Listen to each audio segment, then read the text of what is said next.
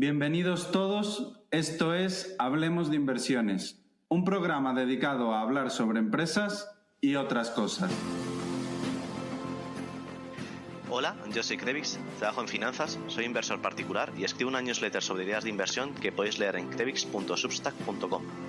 Hola, yo soy Carlos Santiso y soy gestor en Icaria Cartera Permanente e Icaria Capital Dinámico.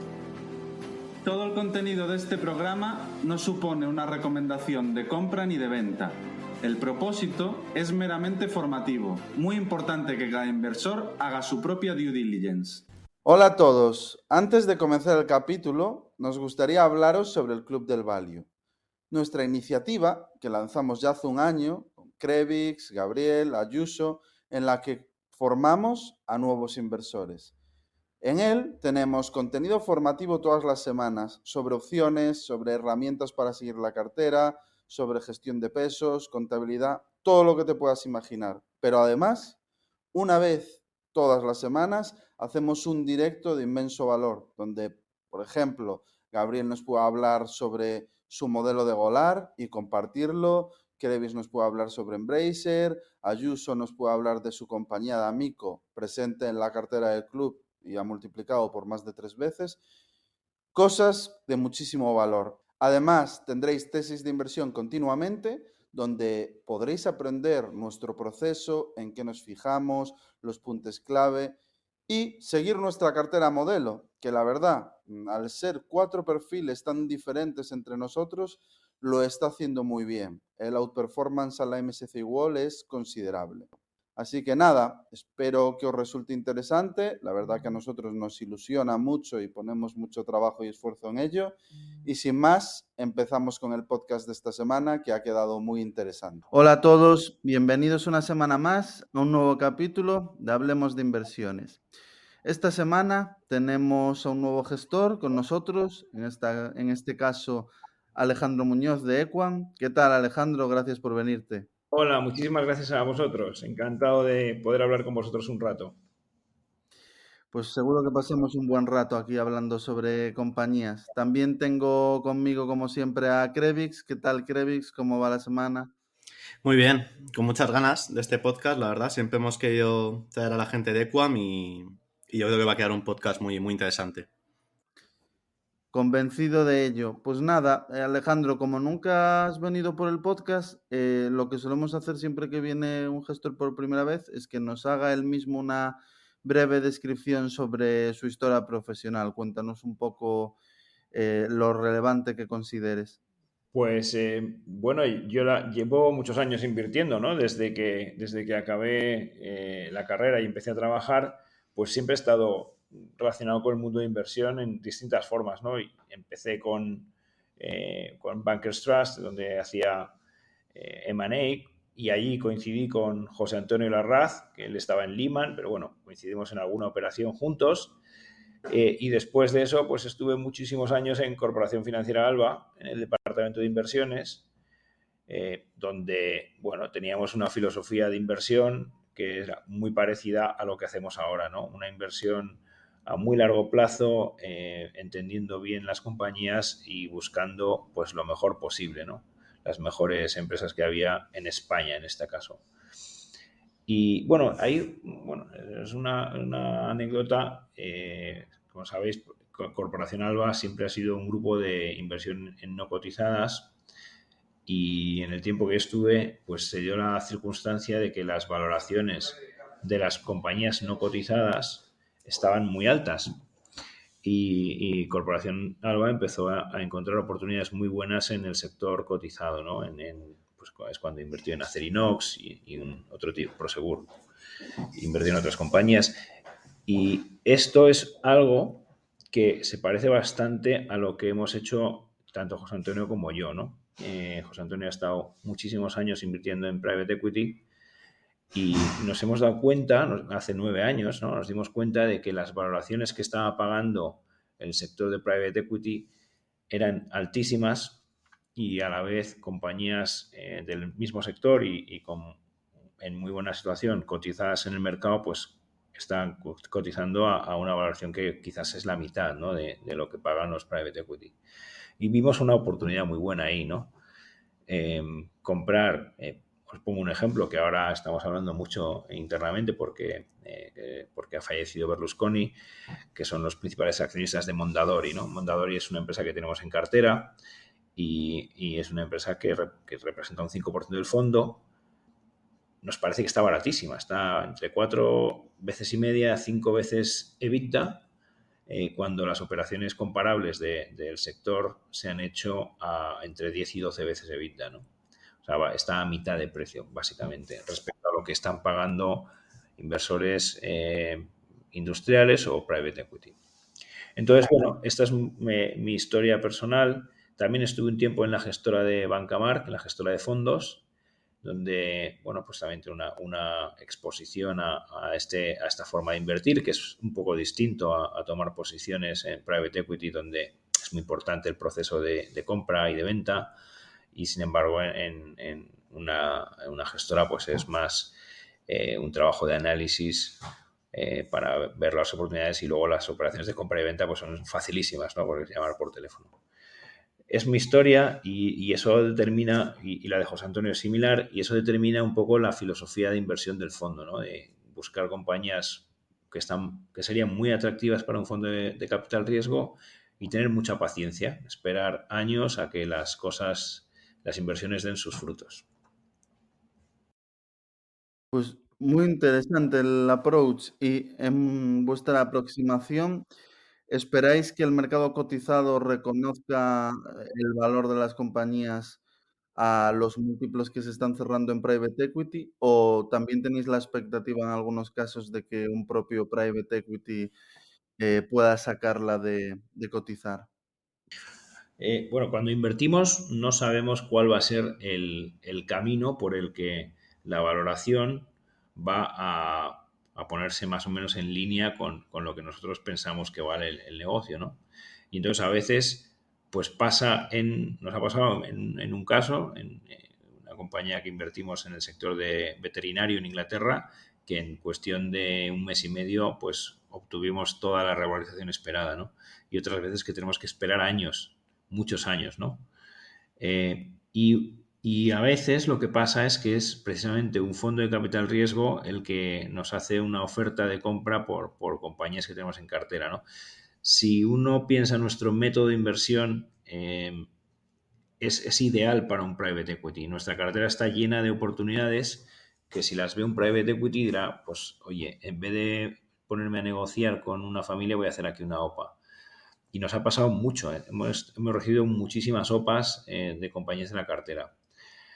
Lo que pasa es que esto, ya que lo preguntas, nos ha ido bien, muy bien en algunos casos y hemos tenido un sentimiento agridulce en otros, porque lo que vemos es que o se abre un proceso competitivo en el que hay varias personas, varios fondos interesados o varios inversores de todo tipo interesados, y entonces esa competencia hace que el precio se maximice, o lo que hemos visto es que en muchos casos los fondos de capital riesgo se asocian, crean un consorcio y van juntos, de manera que no hay competencia y la oferta suele ser bastante, bueno, agridulce, ¿no? O sea, es como siempre hay una prima sobre el precio de mercado, pero respecto a nuestras valoraciones a veces se ha quedado un poco corta, ¿no?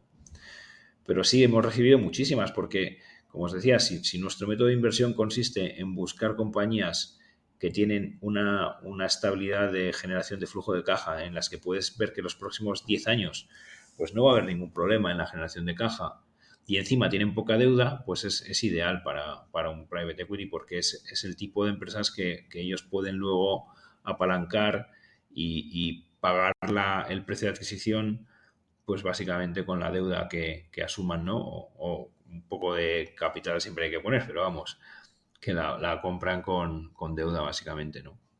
Entonces, bueno, sí, nos han hecho muchísimas, muchísimas. ¿Cómo veis actualmente el entorno de mercado? Bueno, siempre el mercado está difícil porque siempre hay fuerzas opuestas, ¿no? Jugando a la vez, y en función de cuál tenga más peso, pues las cosas van para arriba o para abajo. Entonces siempre es muy difícil. Yo creo que lo que me llama la atención más ahora es las valoraciones tan bajas y tan atractivas que estamos encontrando en las small and mid caps europeas. Small and mid caps en general lo han hecho mucho peor que las grandes empresas en los últimos 5 o 6 años.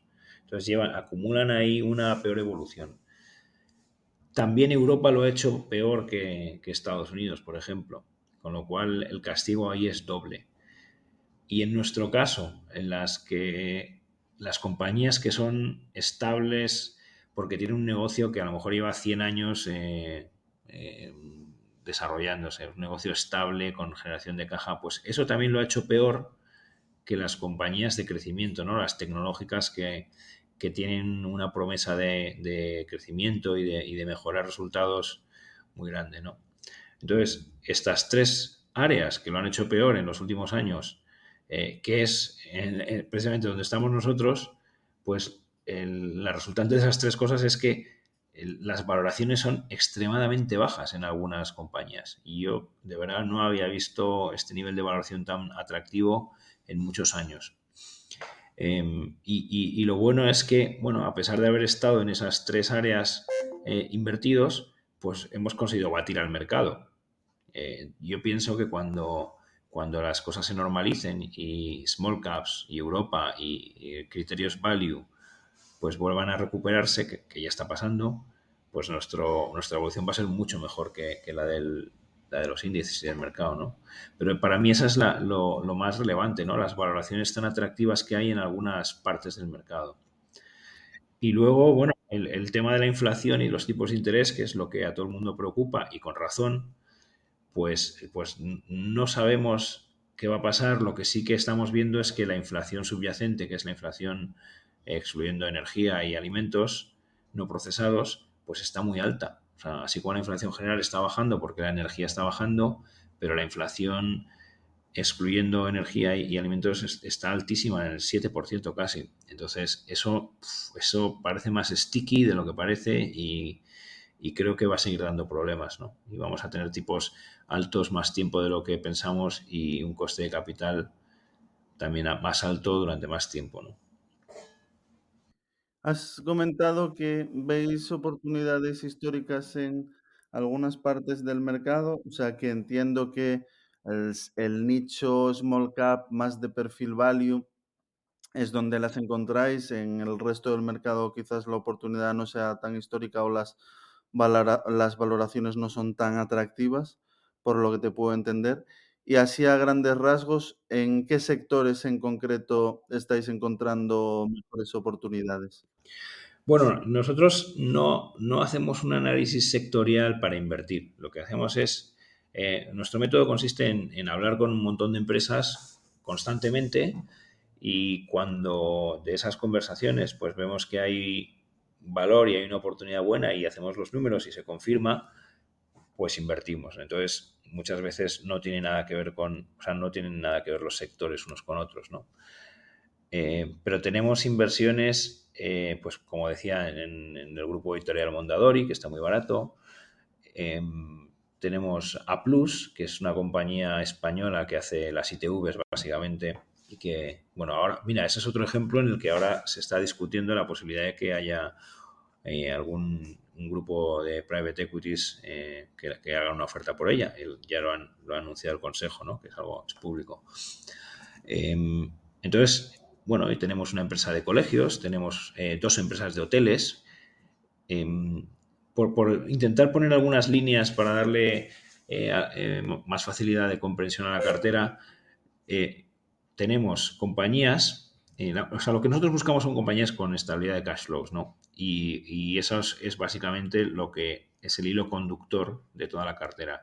Pero es verdad que cuando llegó la pandemia hubo algunos sectores que estuvieron muy afectados, como por ejemplo el sector hotelero o el sector oil and gas y el sector turismo, ¿no? Y ahí hicimos una serie de inversiones que están yendo muy bien en Dalata Hotels, que es una cadena hotelera irlandesa, y en Whitbread, que son los dueños de Premier Inn en el Reino Unido. Hicimos una inversión en Do Co, que hacen catering para las aerolíneas y están ganando cuota de mercado a lo bestia, ¿no?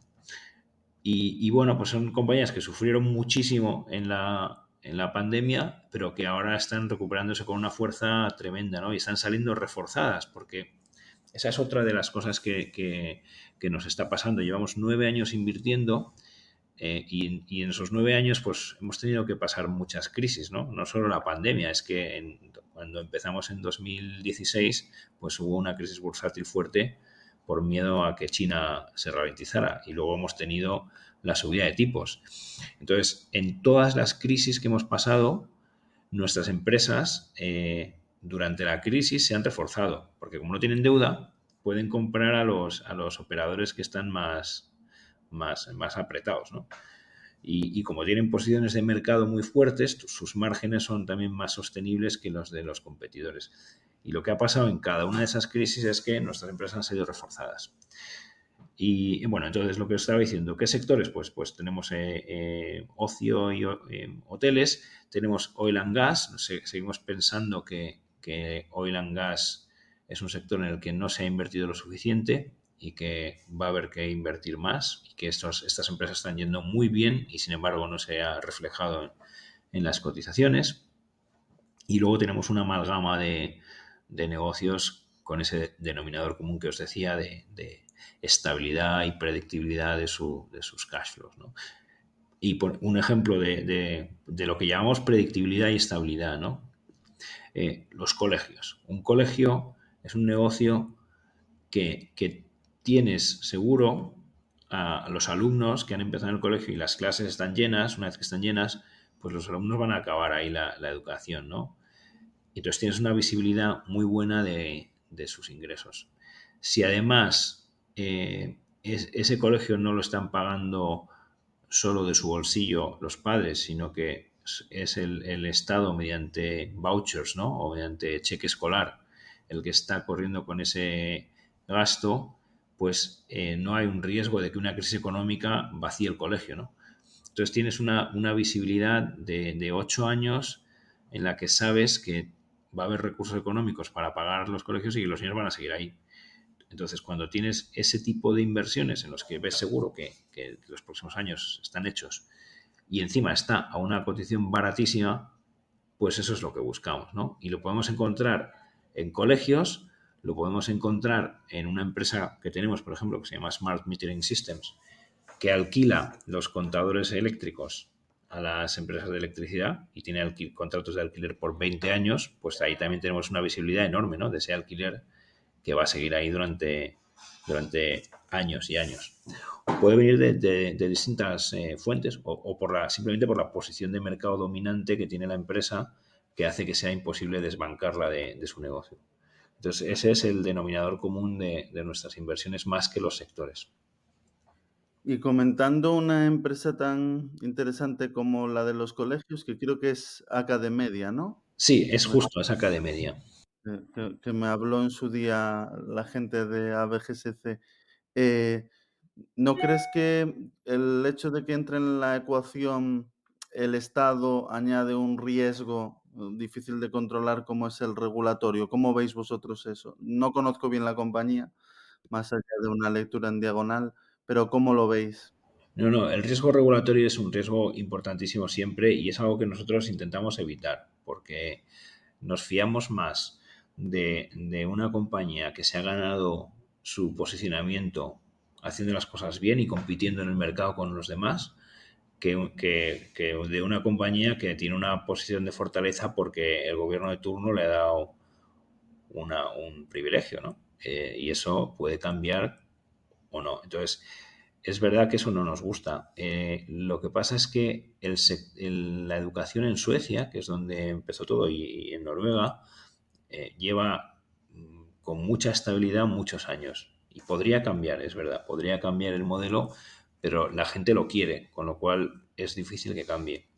Entonces, en nuestro caso, en el caso de Academedia, el riesgo se reduce a la cuantificación del cheque escolar. O sea, cada año los gobiernos tienen que decidir cuánto pagan al sector privado por cada alumno que va al colegio.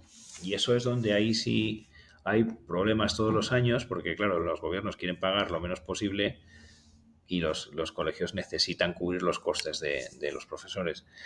Pero también ahí está, en ese caso, estamos bien cubiertos porque la ley, que ya no es una decisión administrativa, sino es una ley formal del Parlamento, dice que hay que pagar al sector privado lo mismo que cuesta un alumno en el sector público. Entonces, los ayuntamientos tienen que calcular cuánto les cuesta a cada niño y eso es lo que se paga de voucher. Entonces, puede haber problemas temporales, pero eso se tiene que acabar ajustando. Entonces, bueno, pues es verdad que hay un cierto riesgo y ha habido algunos años en los que los márgenes se han deteriorado un poquito, pues porque no han subido el voucher, el cheque escolar, todo lo que había que subirlo, o han intentado quitarles algunos ingresos. Pues me estoy acordando ahora, por ejemplo, por los deberes que ponían, por ayudar con los deberes a los niños que eran inmigrantes y que tenían más dificultad, pues eso les quitaron ese dinero durante un tiempo. Bueno, o sea, tenemos ese riesgo, pero el grueso está prácticamente garantizado, salvo que haya un cambio enorme. Pero tienes razón que la oportunidad de inversión vino precisamente por un rumor que había en Suecia de que, bueno, quizás el partido de gobierno que había en aquel momento, que era el Partido Socialista, junto con la extrema izquierda, querían cargarse el modelo, ¿no? Bueno, pues eso generó incertidumbre en el mercado, las cotizaciones cayeron muchísimo y nosotros, que ya llevamos en este sector invertidos muchos años, pues tomamos la decisión de comprar porque pensamos que la estabilidad de ese modelo es muy grande, ¿no? Y bueno, ahora como ha ganado las elecciones en Suecia el Partido Conservador, que está también a favor del modelo, pues no pensamos que vaya a haber cambio. Pero bueno, fíjate si es estable que este modelo lo creó el Partido Socialdemócrata, el Partido Socialista de Suecia, no es una invención de los conservadores, es una invención del Partido Socialista, ¿no? Entonces, bueno, le vemos mucha estabilidad.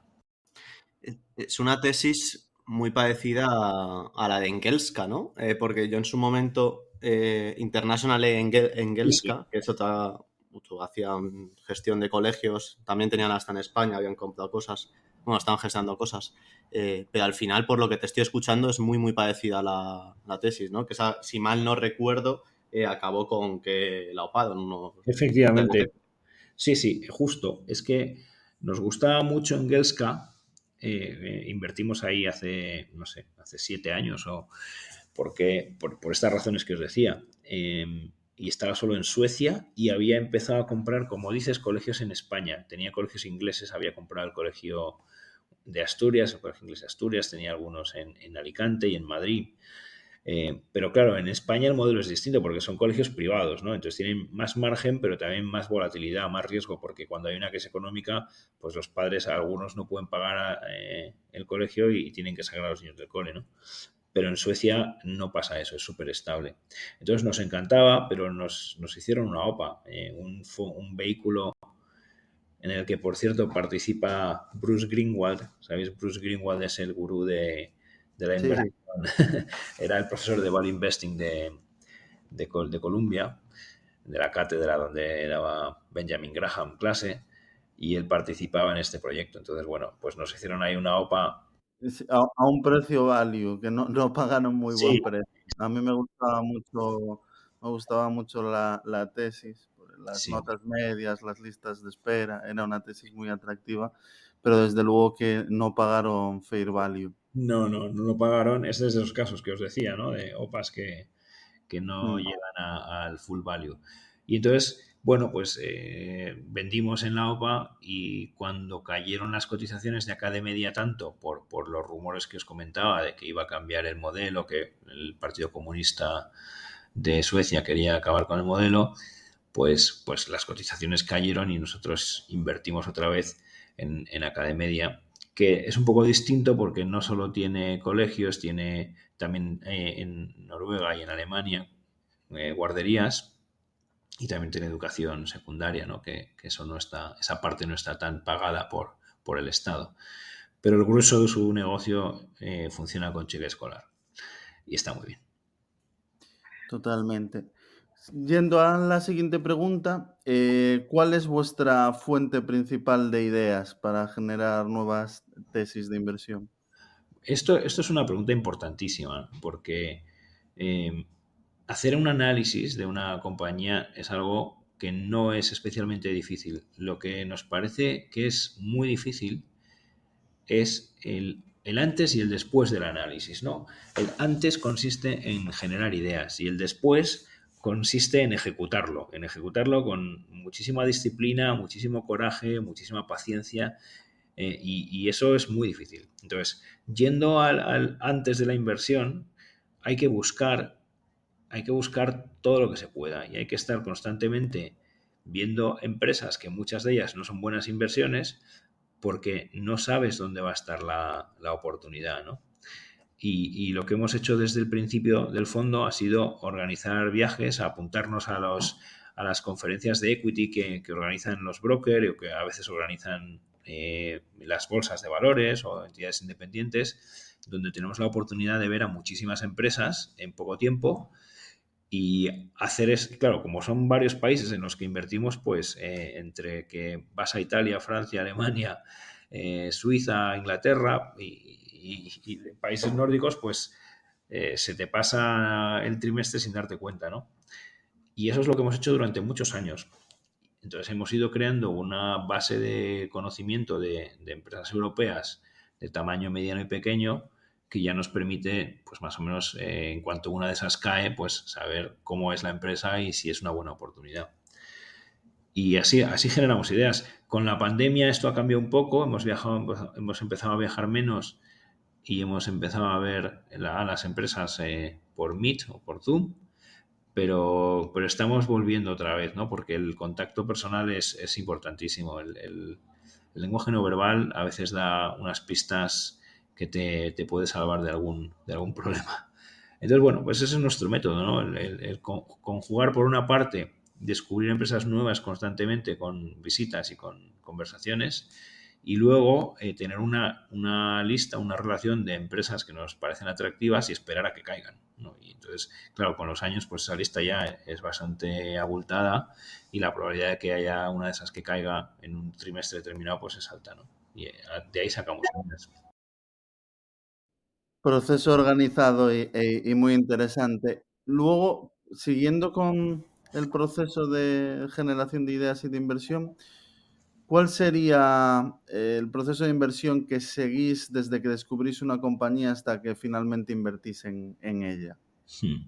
Bueno, pues como muchas veces hemos hablado ya con la empresa y sabemos qué inversiones han hecho, qué oportunidades de M&A hay, qué competidores tienen y cómo son esos competidores, pues lo que nos falta es comprobar que los números encajan con nuestros criterios, ¿no? Entonces ahí hacemos un estudio normalmente más del pasado que de predicciones de futuro y miramos los últimos 6 años para ver cómo han evolucionado las ventas, los márgenes, el cash flow, si han estado haciendo inversiones fuertes o no. Y con eso, pues nos hacemos una idea de lo que va a ser la empresa en los próximos 4 o 5 años. Eso unido a toda esa información que hemos ido obteniendo en las conversaciones con la empresa y con los analistas. Y bueno, pues creamos lo que llamamos unas cuentas de resultados y balance normalizado de cómo serían las cosas en los próximos años en media, si las cosas siguen como esperamos. Y a eso le aplicamos un múltiplo, y un múltiplo que usamos múltiplos estándar. El que más nos gusta es el Free Cash Flow Yield, y pensamos que un Free Cash Flow Yield del 7% para una empresa del tipo que buscamos nosotros, no muy grande, que tampoco crece mucho, pues es una valoración razonable. Y entonces, si la compañía está cotizando a un descuento muy significativo respecto a la valoración de aplicar 7% de Free Cash Flow Yield al Free Cash Flow normalizado, pues si hay un descuento grande y no tiene deuda o tiene una deuda contenida, pues 2-3 veces EBITDA, y nos fiamos del equipo gestor, pues y sobre todo tiene esa estabilidad de flujos de caja, y hemos sido capaces de identificar por qué esos flujos de caja van a seguir ahí en los próximos 8 o 10 años. Bueno, pues si cumple todos esos requisitos de deuda, de estabilidad y de valoración, pues empezamos a invertir. Compramos un 1%, un 2% de la compañía, del fondo en la compañía. Va, muy interesante, Alejandro, esto que comentas. A mí me interesaría saber, a la hora de gestionar las posiciones, cómo lo soléis hacer. Y con gestionar también teniendo en cuenta las salidas, ¿no? Cuando ya desinvertís completamente. Si esto lo hacéis, digamos, ha llegado a vuestro múltiplo de valoración, ¿no? Ya, o simplemente vais reduciendo poco a poco a medida que se está acercando cada vez más, vais controlando un poco el peso para que no supere cierto nivel de porcentaje en el total de la cartera del fondo, o cómo lo soléis hacer vosotros toda esta Pues gestión. sí, sí. O sea, lo que hacemos es, primero, estamos bastante tiempo en cada inversión, o sea, bastantes años, no meses. Te diría que de media 4 años, 3, 4 años. Entonces, en ese tiempo, lo normal es que las cotizaciones, cuando empezamos a comprar, como compramos, nos gusta comprar en momentos de caídas y de pánicos, pues lo que suele pasar los siguientes meses es que la acción sigue cayendo. Y nosotros lo que hacemos es seguir comprando. Entonces, la construcción de la posición se va haciendo pues a lo largo de unos meses, de un tiempo, ¿no? Y a veces hacemos una posición, luego sube y ya dejamos de comprar, pero a lo mejor pasan 6 o 8 meses y vuelve a caer otra vez y volvemos a comprar, ¿no? Entonces, y eso va haciendo que el peso vaya aumentando poco a poco. No queremos que el peso pase del 5% en general, porque, bueno, aunque hacemos un análisis bastante detallado de las inversiones, es verdad que a veces pasan cosas que son inesperadas, y nos ha pasado en algún caso que compañías que nos encantaban y de repente pues tenían un accidente en una fábrica o un problema que incumplían alguna regulación, y el daño que nos ha hecho esa inversión es grande, ¿no? Staller Jens, estoy pensando en concreto. Entonces, bueno, no queremos tener un peso muy grande, un 5% está bien, podemos subir un poquito más si vemos que la oportunidad es excepcional, por ejemplo, A Plus ahora es nuestra primera posición porque hay rumores de OPA y empieza a subir, pero como pensamos que sigue barata y que es posible que haga una OPA, pues ahí seguimos con ella, ¿no? Entonces, Ujú. va pasando el tiempo y muchas veces, pues, algunas de las compañías empiezan a acercarse a nuestra valoración objetivo, ¿no? El 90% de las veces vamos vendiendo y vendemos cuando llegan a nuestro precio objetivo, que hemos fijado de antemano, ¿eh? Como os estaba contando antes, en nuestro proceso lo primero que hacemos es calcular una valoración objetivo, y si hay descuento, compramos. Bueno, pues cuando llega la cotización a ese valor objetivo es cuando vendemos, ¿no? En el 90% de los casos ha sido así. En el 10%, digo más o menos el 10% de los casos, pues ha pasado un tiempo y las cosas han cambiado, la empresa ha mejorado y decidimos cambiar el valor objetivo. Pero es poco frecuente, porque lo que no queremos es empezar a hacernos trampas al solitario, ¿no? Como os decía, la ejecución, que es la parte después del análisis, es muy difícil, y es muy fácil que te dé miedo cuando están cayendo las cotizaciones y no comprar más, y alguna vez nos ha pasado, y eso pues creo que ha sido algún error alguna vez. También te puede pasar que te enamores de la empresa que está yendo bien, y cuando llega a su precio objetivo dices, pero ¿cómo voy a vender esto que le está subiendo todos los días un 1%? No quiero. Sí. Entonces, eso cuesta, y para evitar eso, pues hemos sido todos estos 9 años, casi 9 años, muy, muy disciplinados, tanto en la compra y en la venta, como en la venta, ¿no? Te terminas convirtiendo, si no, en el típico analista del sell side que siempre va con el mercado subiendo un Claro, poquito más el precio objetivo. claro, claro. Y yo lo entiendo, porque ellos es muy difícil el salir con un papel en el que dices un precio que es muy distinto a lo que está cotizando, ¿no? Y salir con un strong buy, algo que está matándose, pues cuesta mucho. Nosotros lo hacemos porque estamos metiendo nuestro dinero y pensamos que eso es la mejor forma de invertirlo. Y lo mismo pasa con la venta. O sea, si está subiendo, pues nadie quiere poner un sell. O sea, Sí. pero hay que hacerlo porque esa es la clave. O sea, yo creo que si analizáramos nuestros retornos, una parte muy importante de lo que hemos batido al mercado ha sido por esa disciplina. Y a nivel de red flags, cuando, ya que sois inversores a largo plazo, y pues eso, pues un tiempo medio más o menos de 4 o 5 años, ¿en qué cosas os pueden hacer de repente cambiar por completo y decir, oye, desinvertimos, no nos gusta esto? cosas del management, etcétera. Sí, pues mira, eso suele ser ese tipo de cosas. Hay una parte de la memoria que nosotros miramos siempre, que son las operaciones con partes vinculadas, que pues todas las empresas están obligadas a declarar las operaciones que han hecho con sus accionistas o con los administradores o con otras empresas del grupo. Y eso a veces sí que nos levanta red flags porque, bueno, no necesariamente es algo malo, pero puede haber ahí cosas que se descontrolan, ¿no? Y si se hacen operaciones intragrupo en condiciones que no son de mercado, pues puede estar sacando dinero de la empresa en la que has invertido, ¿no?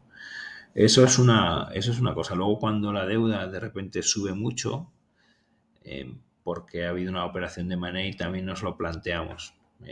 Porque, como os decía, uno de nuestros criterios es que la deuda no sea excesiva. O sea, tenemos así, teóricamente, un límite de 3 veces deuda EBITDA en la cabeza, y si pasa eso, pues ya tiene que estar justificado porque el negocio de verdad lo puede sostener, ¿no? Si invirtiéramos en una autopista, pues quizás 3 veces deuda EBITDA es muy poco.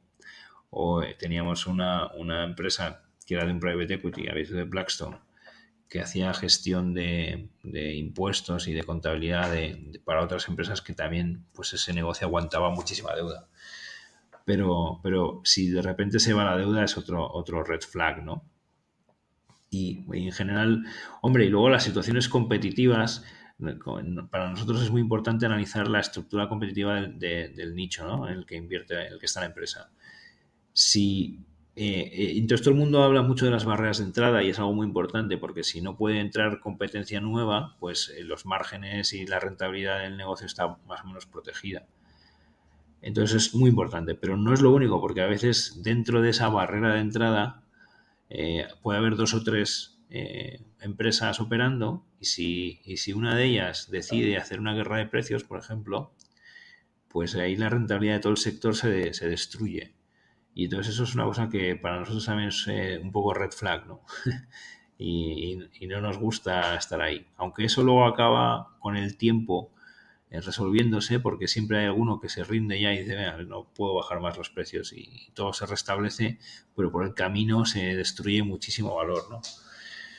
Entonces, bueno, pues como ves, esos red flags tienen mucho que ver todos con nuestros criterios de inversión, ¿no? Si vemos que uno de nuestros criterios de inversión se ha deteriorado, pues sí, ahí saltan las alarmas, ¿no? Nos pasó, por ejemplo, con Rolls-Royce. Rolls-Royce es una empresa que hace motores para los aviones, los de largo recorrido sobre todo, y es una empresa que nos gustaba muchísimo porque cuando vendes un motor, en la venta del motor no se gana dinero, pero luego el mantenimiento, que lo tienes asegurado durante 20 años, pues se gana bastante. Y nos gustaba muchísimo, pero claro, en la pandemia perdió tanto dinero que bueno, su deuda subió y decidimos vender, ¿no? Bueno, pues ese tipo de cosas son las que nos hacen vender cuando no se han cumplido nuestros objetivos. Pues muy interesante. Te quería preguntar sobre el uso de opciones. ¿Habéis usado alguna vez en los fondos a la hora de... Muchas veces usan las opciones algunos value investors más como, pues, para crear posiciones, ¿no? Pues con puts vendidas, etcétera. Vosotros usáis, o para vender también, ¿no? Para ir saliendo poco a poco con ventas de call cubiertas. ¿Vosotros usáis actualmente algo o simplemente... Nosotros no, el fondo queremos restringirlo a la tenencia de valores, o sea, simplemente. Entonces, hemos usado derivados una vez para cubrir la divisa, para cubrir la libra, creo que con el Brexit. Es la única vez que hemos usado derivados, y no usamos opciones, como dices. No digo que sea una mala cosa, ¿eh? O sea, yo creo que esa estrategia crea bastante valor porque o sea, el mercado quiere posiciones cubiertas. O sea, si vendes o compras opciones, pues el mercado, la gente normalmente lo que quiere es unas pérdidas limitadas y unas ganancias ilimitadas, ¿no? Entonces, como eso es lo que quiere todo el mundo, pues paga por ello.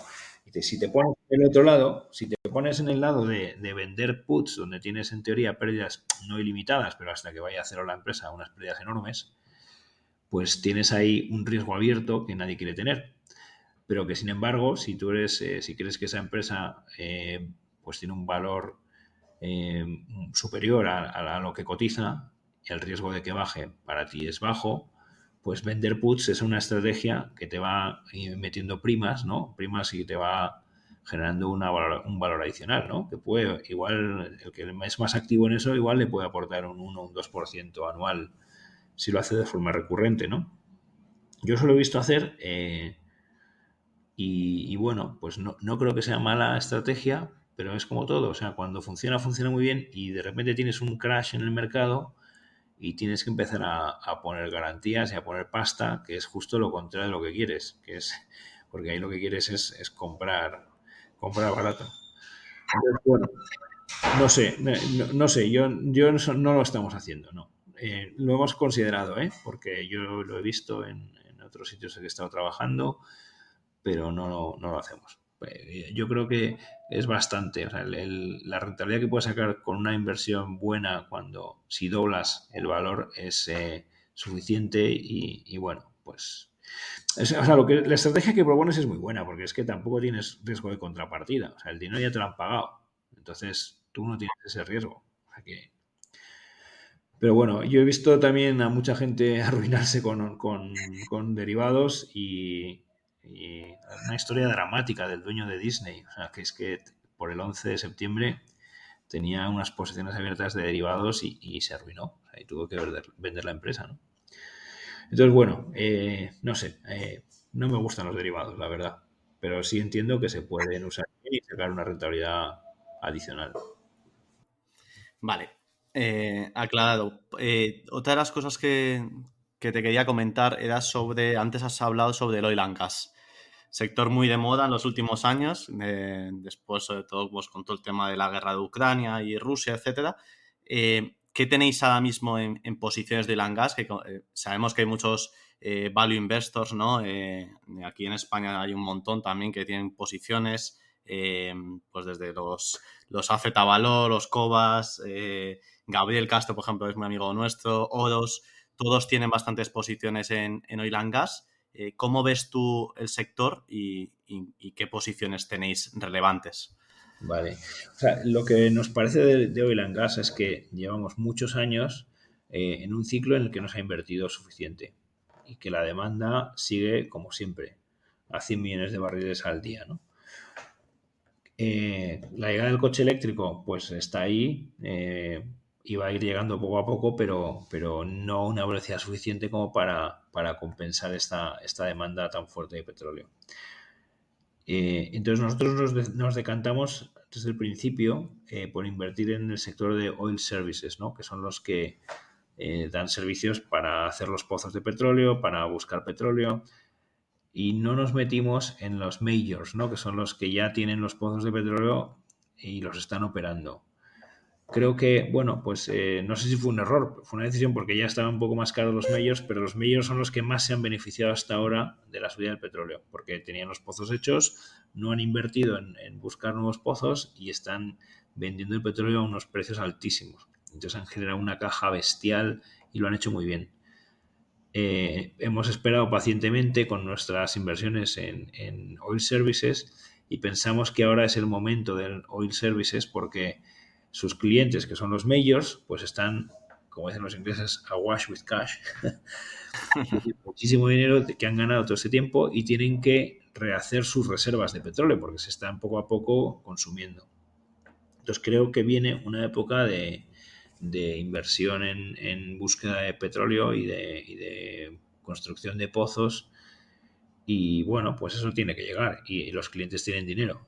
Entonces creemos que lo que tenemos es TGS, que es una empresa muy conocida por los value, es una empresa noruega que tiene las librerías de imágenes del subsuelo marino, donde puede haber petróleo, donde buscar petróleo.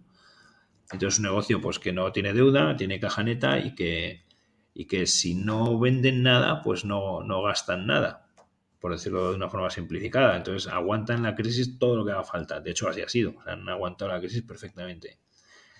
Pero sin embargo, el día que empiezan a vender, pues venden unas imágenes del subsuelo que las tienen en sus servidores y que no les cuestan nada, con lo cual el margen es altísimo. Estamos esperando a que, bueno, y están yendo, bueno, fenomenal, ¿eh? Las ventas están duplicándose, depende de la parte de la cuenta de resultados, las ventas se duplican o triplican respecto al año pasado. Entonces eso está yendo muy bien.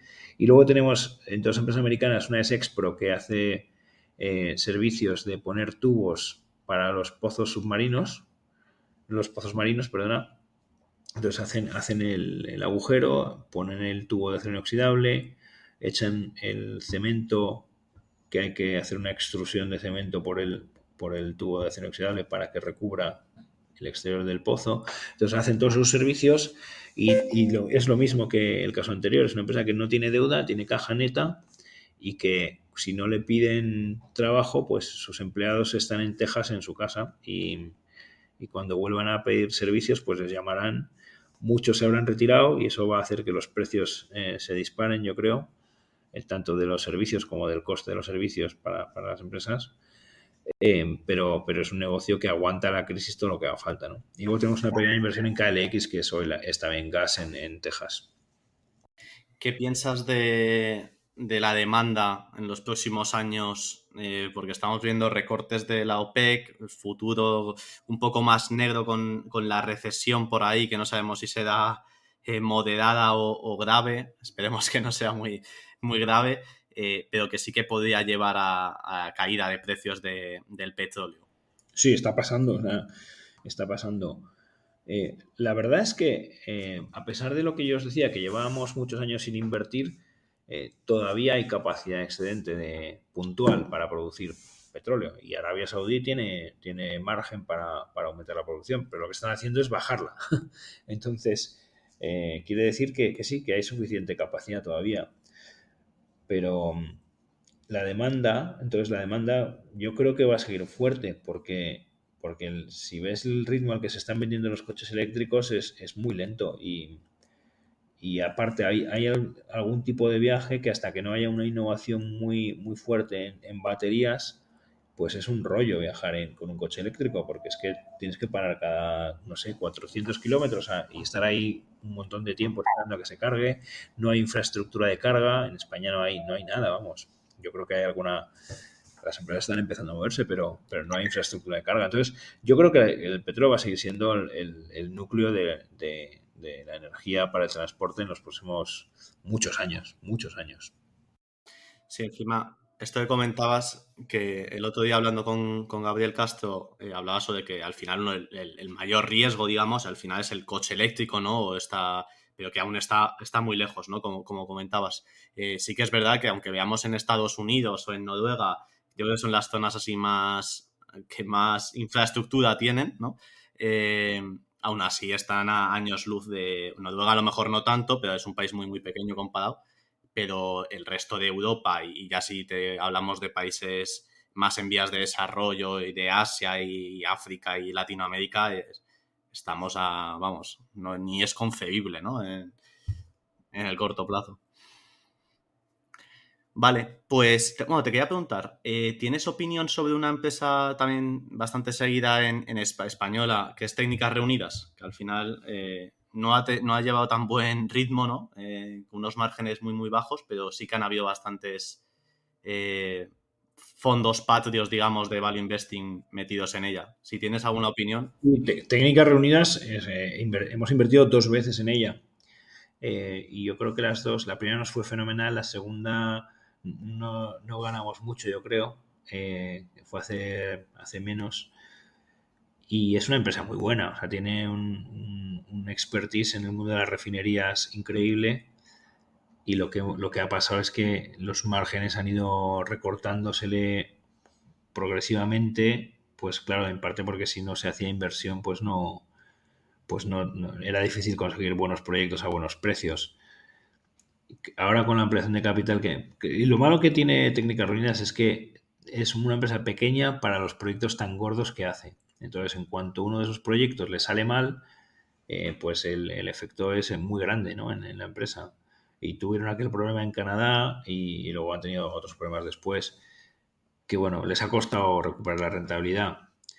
Yo ahora hace tiempo que no la miro, y probablemente después de sanearse el balance, pues igual es una buena oportunidad.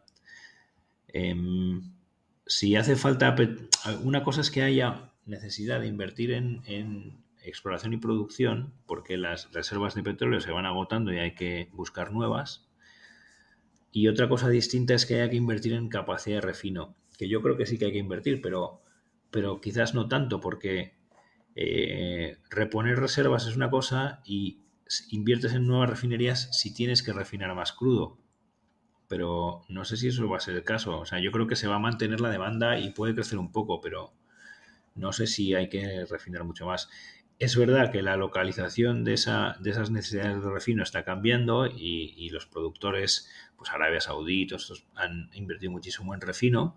China supongo que tendrá que, y Asia tiene que seguir invirtiendo en refino, pero la capacidad está ahí. Entonces no lo sé, la verdad es que no lo veo tan atractivo como las otras áreas de oil and gas, pero no digo que no vaya a ir bien, vamos.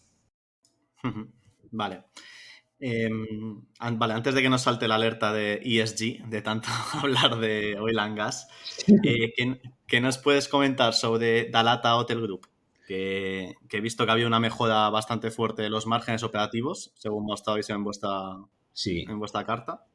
pues mira, Dalata es un grupo hotelero irlandés, ¿no? Que compramos con la pandemia y la razón por la que lo compramos es por el nivel de endeudamiento tan bajo que tenía. O sea, ellos sabes que el mundo de los hoteles puede ser dueño de los hoteles o trabajar con hoteles que alquilas a los Sí. propietarios.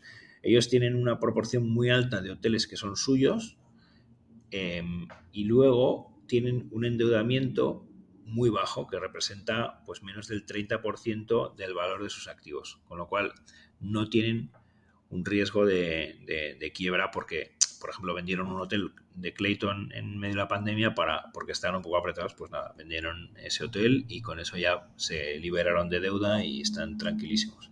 Entonces, lo que nosotros buscamos no es que a una empresa no le afecte la crisis, es que en esa crisis pueda salir reforzada. Y esto es lo que ha pasado con Dalata. Al no tener deuda, y al tener un poquitín de deuda, pero muy poca y muy asumible, pues han podido comprar a otros operadores que están sufriendo muchísimo. Y luego la otra cosa que ha pasado es que la demanda de hoteles se ha recuperado muy bien en todo el mundo.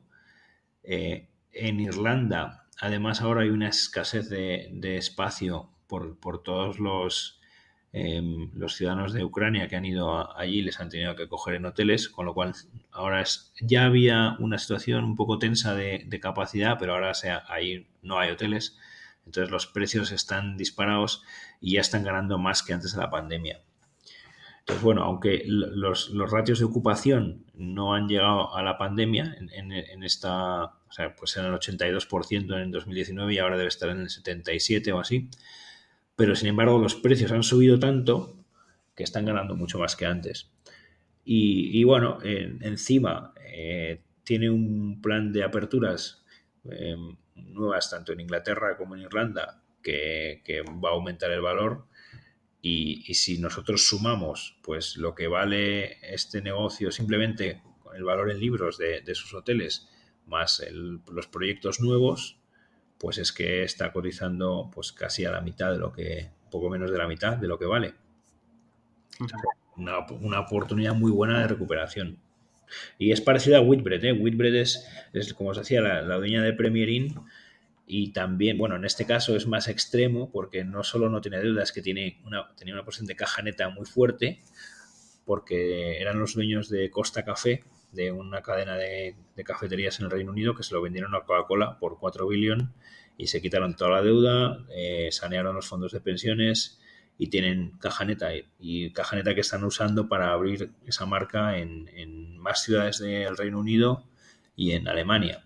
Entonces, es una idea, pues eso, igual fortísima, ¿no? Que está su competidor principal, que es Travelodge, es de Goldman y Goldman lo apalancó a lo bestia y ahora pues no han podido ni mantener la calidad de las habitaciones ni aprovechar oportunidades que ha habido en la pandemia, ¿no? Y entonces, si tu principal competidor está súper endeudado, pues ellos están reforzando a lo bestia.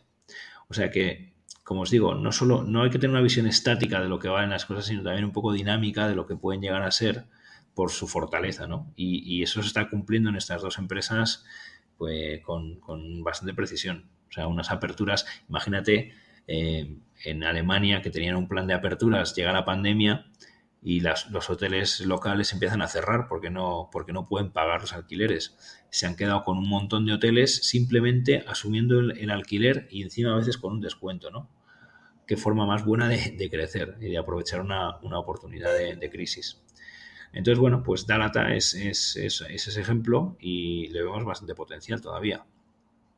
¿Son sostenibles los márgenes que ahora son del 27%? O sea, ¿o normalizáis en torno a eso o creéis que pueden corregir un poco? Bueno, es verdad que quizás ahora los márgenes están un poquito altos por esto que te digo, el ingreso por habitación media está un 10%, más de un 10% por encima de la pandemia. Y los precios de las habitaciones pues también deben estar de 110 a 140, o sea, han subido un montón. Entonces esos precios probablemente se normalicen cuando se acabe la guerra de Ucrania y si la gente vuelve a su país, pues se liberará espacio y los precios deberían bajar, ¿no? O si hay una crisis más fuerte y la gente viaja menos, pues también ahí temporalmente los ingresos bajarán y los márgenes pueden bajar un poco. Pero vamos, es que nuestra valoración depende en gran medida del valor de los hoteles, ¿no? Del real estate. O sea, es que es muy conservadora.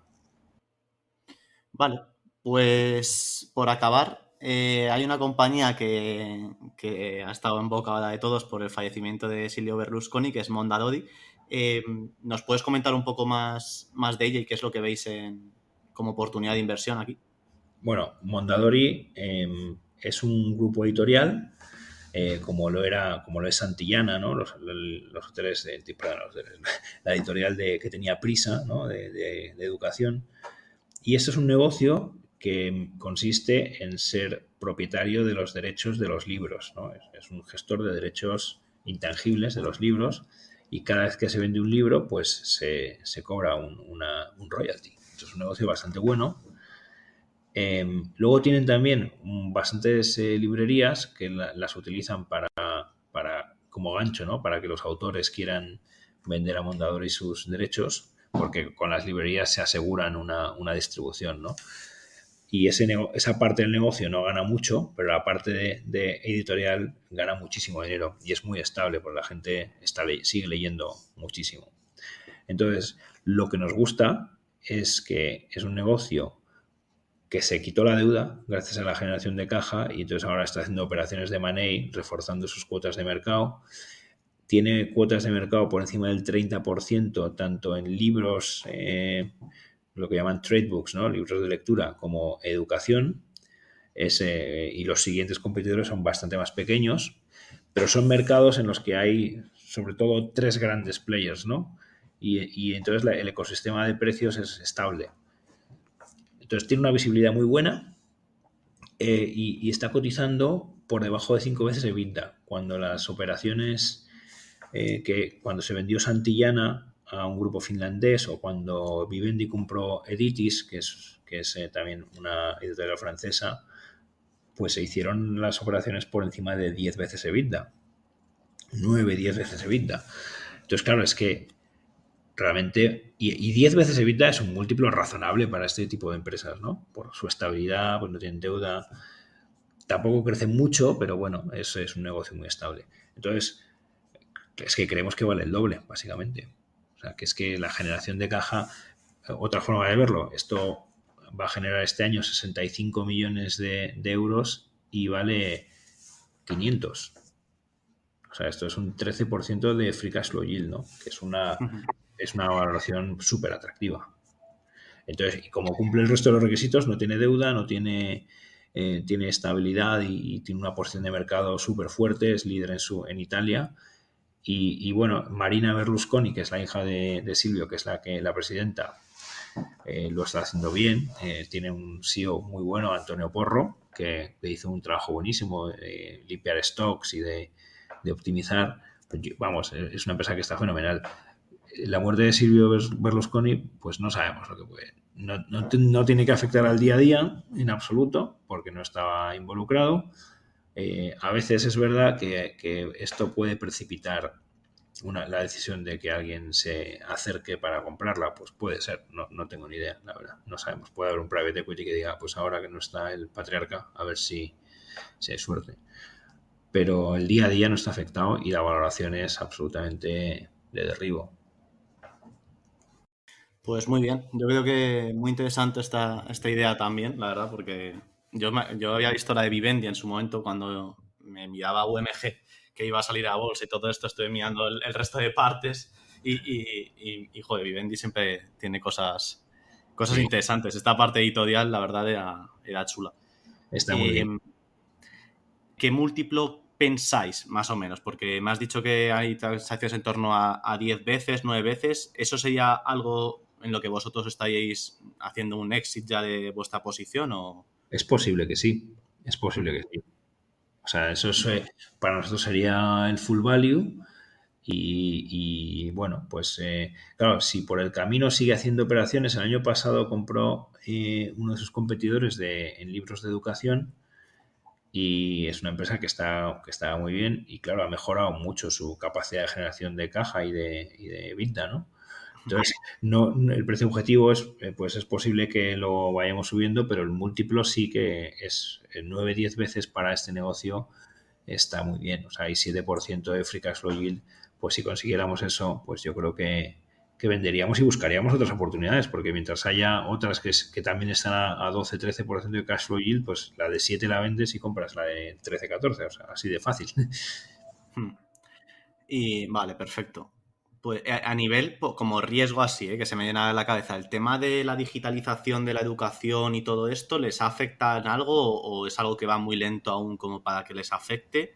El tema de que cada vez vayan a haber menos libros en las aulas, que haya más a través del iPad o demás, o distintas formas de trabajar para los chicos. Bueno, o sea, la digitalización de libros, creo que los libros digitales representan el 6% de sus ventas y no les afecta porque tienen, lo que venden es el derecho, es el royalty que cobran. Cada vez que te bajan un libro para el Kindle, les tienes que pagar el royalty y probablemente es el mismo que para el libro, pero tienes menos coste, no tienes ni que imprimir el libro, ni que guardarlo en stock, ni que encargarte de la logística. Entonces, en los libros, en la parte de trade books, pues el ebook pues tiene un margen buenísimo y menos complicaciones. En educación, supongo que pasaría lo mismo. Si la gente empieza a usar los libros en el iPad, pues tendrá que comprarlos igual para poder tenerlos en el iPad.